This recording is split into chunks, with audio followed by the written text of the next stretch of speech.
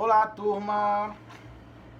Estamos aqui para mais um dia, mais uma semana, onde temos a continuidade do assunto que estudamos na aula passada, que foi sobre a República Romana, né? Estamos no terceiro bimestre, como vocês sabem. Na semana passada começamos um capítulo novo na página 219. Quem não assistiu, procura aqui entre os vídeos do meu canal, que vocês vão poder acompanhar o início desse capítulo, já que hoje é a segunda parte dele. Então nós começamos na página 219, República Romana.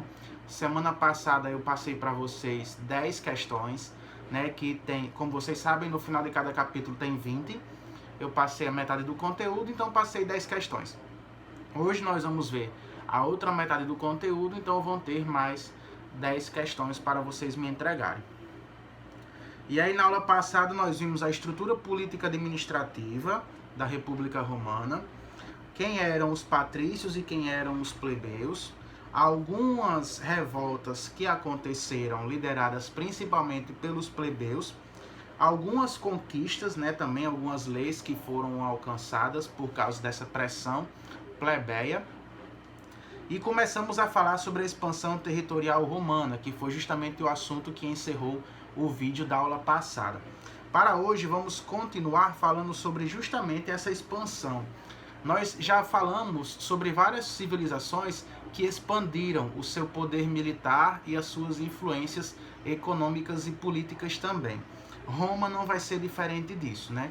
Já estudamos a parte da monarquia, que foi a formação da civilização e da cidade de Roma, e depois, durante a República, nós vimos que com o passar do tempo, com o desenvolvimento dessa civilização, ela começou a extrapolar os seus poderes territorialmente, né, e começou a conquistar outras terras. E aí, com o passar do tempo, as cidades vizinhas a Roma foram sendo conquistadas e dominadas por Roma também. Depois, com o desenvolvimento de tudo isso, o objetivo passou a ser maior. Como a gente já estudou, eu já falei isso bastante a vocês, o centro comercial da antiguidade era o Mar Mediterrâneo. Inclusive, o Mar Mediterrâneo já havia sido até conquistado pelos gregos, né, que foi a civilização anterior. Mas agora cabia a Roma ter esse interesse de conquistar o Mar Mediterrâneo. Só que nessa época tinha um grande concorrente também, que era a cidade de Cartago, que foi uma cidade construída pelos fenícios, que eram antigos povos que desenvolviam muita atividade marítima comercial. Então Cartago, assim como Roma, era uma grande cidade que estava em desenvolvimento, tinha um comércio muito forte e possuía influência em outras regiões.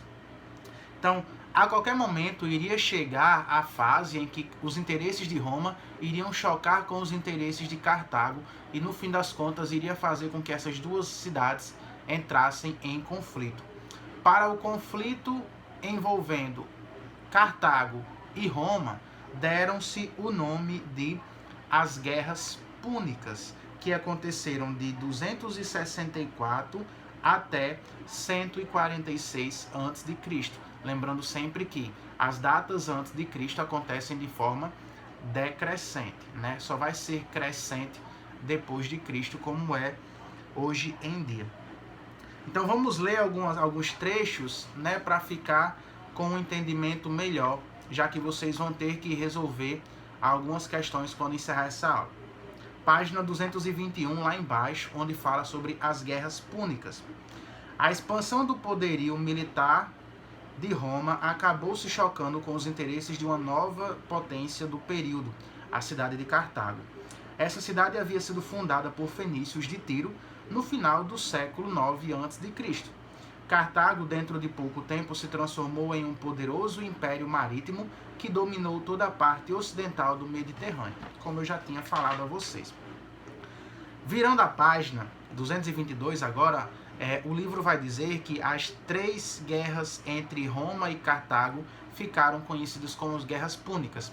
Então, essas guerras tiveram 3 momentos, né? Na primeira Guerra Púnica, ela durou 23 anos, que foi de 264 a 241 a.C., e os romanos obtiveram o auxílio, né, a ajuda dos gregos para a construção de embarcações, né, os navios, que foram fundamentais para a vitória sobre Cartago. Então, já na primeira batalha, Roma conseguiu vencer Cartago, né? Mas nunca totalmente. A vitória total só vai acontecer na terceira fase. Vamos para a Segunda Guerra Púnica. Vai ser quando vai aparecer uma figura muito importante e que acabou gerando muitos livros. Existem muitos livros hoje em dia falando sobre essa figura, o líder de Cartago, que também foi derrotado por Roma, que é o Aníbal.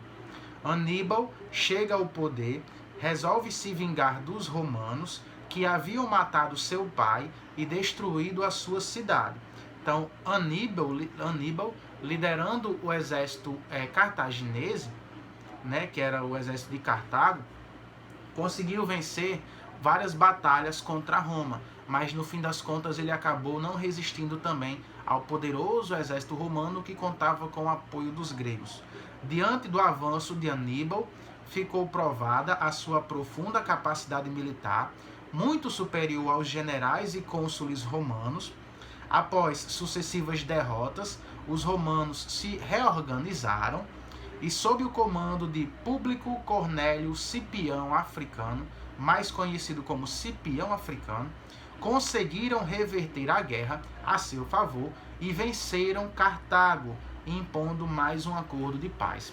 Então, o Aníbal foi um líder cartaginese que deu uma certa pressão aos romanos, né? Quase consegue derrotar os romanos nas guerras púnicas. Porém, chegou o momento em que os romanos conseguiram se reorganizar sob uma nova liderança, né, que foi o do Cipião Africano, e conseguiram dar, vamos dizer assim, um contra-ataque, uma virada de mesa, e assim acabaram sendo vitoriosos nessa segunda fase também. A terceira fase foi basicamente para fechar o caixão, né, como o pessoal gosta de dizer. A cidade de Cartago ela já estava muito destruída, já estava muito fragilizada. E aí Roma só esperava um motivozinho leve para que desse como argumento para atacar e invadir a cidade de uma forma absoluta. E aí vai ser o momento em que Cartago ela vai estar entrando em conflito com a cidade vizinha a Cartago. Não é nem com Roma mesmo. Mas aí, por causa dessa rivalidade, desse conflito, Roma vai utilizar isso como argumento para invadir a cidade de Cartago. E aí vem dizendo, quando o governo romano tomou conhecimento que a agricultura de Cartago estava se recuperando e se aproveitaram de um conflito entre Cartago e Numídia, que era justamente essa cidade, invadiram e destruíram todo o território cartaginese. Então, durante a crise dos cartagineses, com o passar do tempo, eles conseguiram ao pouco fazer com que a agricultura se recuperasse, e aí teve uma certa rivalidade com a cidade Numídia. Só que aí Roma se aproveitou dessa rivalidade e utilizou como argumento para invadir Cartago. Consequências da guerra, ainda na página 223. Roma saiu da guerra mais rica e mais poderosa e acabou tendo transformado boa parte da população derrotada em escravos, ou seja, mais escravos para o Império Romano, que ainda não era império, né? Estamos falando de república. Roma acabou não tendo mais nenhum rival à sua altura e acabou sendo conhecido como a senhora de toda a região mediterrânea, né? Conquistou todo o mar Mediterrâneo, já que destruiu seu principal concorrente, que era Cartago. Para Cartago, a guerra não foi uma tragédia, foi uma tragédia incomparável. A destruição não atingiu apenas a estrutura material, mas também destruiu a própria cultura de Cartago, porque basicamente a civilização de Cartago acabou.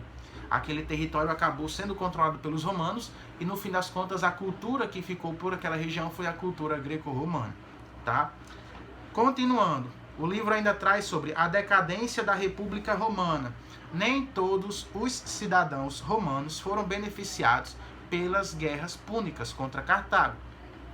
A maior parte dos soldados eram formados por plebeus, mas os benefícios ficaram, na maioria deles, para os patrícios. Os plebeus, inclusive, perderam terras por terem abandonado suas propriedades para ir lutar nesse conflito. Então, os plebeus que sobreviveram à guerra, quando retornaram a Roma, viram suas terras invadidas. Diante de tal situação, muitos pequenos agricultores que não tinham mais condições de manter suas terras migraram em massa para as cidades. Então começou a ter um inchaço nas cidades, muita população. A pessoa que morava no campo começou a ir morar nas cidades. Para isso era necessário algumas reformas, principalmente para a população mais pobre, para os plebeus. E é aí que surge a figura dos irmãos Caio e Tibério Graco. O Tibério Graco, ele foi eleito cônsul, tribuno da plebe no ano de 133 a.C. e tinha como principal projeto uma reforma agrária dividindo as terras para as pessoas mais pobres. Essa proposta ela custou a vida de Tibério, que acabou sendo assassinado. Porém, alguns anos depois, em 123 a.C., o irmão de Tibério, chamado Caio, foi eleito também tribuno da plebe e passou a defender uma série de reformas que são resumidas logo abaixo. Isso está na página 223. Distribuição de alimentos para os plebeus por um preço mais baixo que o de costume, direito da cidadania romana aos povos aliados, responsabilidade do Estado pela produção e manutenção de equipamentos de guerra dos militares. Porém, assim como seu irmão Tibério, Caio também acabou durando pouco tempo de vida pública, porque acabou sendo assassinado depois. E aí, tudo isso vai fazer com que aconteça uma crise na República. Essa convocação constante de soldados, onde muitos deles começavam a se recusar a participar dessas guerras, pois o Estado não era obrigado a pagar salário aos soldados, começou a aumentar essa crise. Depois houve uma profissionalização do exército, onde os soldados começaram a ganhar salário, mas ainda era uma situação que não atingia todos os plebeus. Por último, teve um ditador que acabou gerando ainda mais essa crise da República, Um general chamado Lúcio Silva, que foi eleito cônsul e aplicou um golpe de Estado declarando-se ditador perpétuo, ou seja, para sempre. O seu estilo de governo incluiu diversas perseguições e mortes, causando sua expulsão do governo. E aí, com a expulsão desse último ditador, o Lúcio Silva, estavam em destaque 3 líderes militares: Pompeu, Crasso e Júlio César. E as páginas 223 e 224 explicam um pouco sobre eles 3.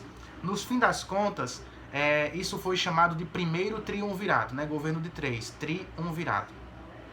E aí acabou acontecendo a rivalidade entre os 3, onde no fim das contas só sobrou o Júlio César, que aplicou várias medidas para ajudar a população romana, mas no fim das contas acabou ganhando a inimizade do Senado, que acabou fazendo uma conspiração e assassinando o Júlio César. Depois do primeiro triunvirato, foi formado o segundo triunvirato, que tinha o Caio Otávio, o Marco Antônio e o Lépido, que no fim das contas também acabou gerando uma rivalidade e só sobrou assim o Otávio, que acabou se transformando depois o primeiro imperador de Roma, que é aí que começa a história do Império Romano. Mas isso vai ser assunto para a nossa próxima aula, tá? Lembrando que eu falei no começo da aula, as últimas 10 questões vão ficar para essa semana. Então respondam da 11 até a 20. Beleza, pessoas? Valeu, falou. Até a próxima.